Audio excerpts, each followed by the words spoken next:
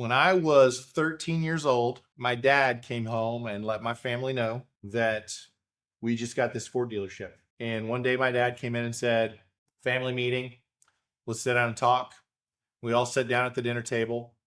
And I was the youngest in my family, so I was the only sibling that was left at home. I was 13 years old. And dad said, we got the dealership.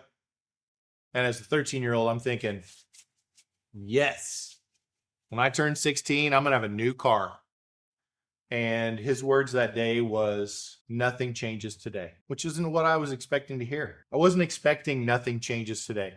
I was expecting everything changes today. And instead, nothing changes today. And he said, the reason that nothing changes today is because there's two ways to do this.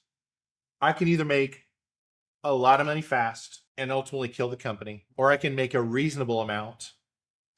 And as time passes, we build.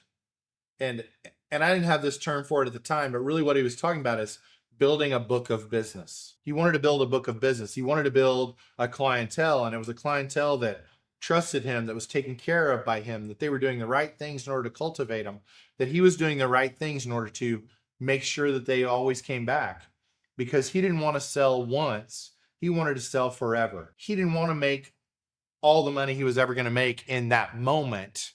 He wanted to build a relationship that would stand and grow and develop over time.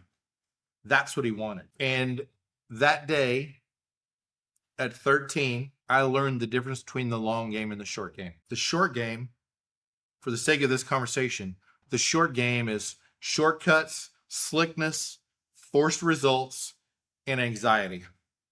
That's the short game. The short game is fear. The short game is, how do I get what I got to get right now? And how do I get as much of it as possible? Versus the long game. The long game is built on trust, credibility, and frankly, a legacy. That's the long game.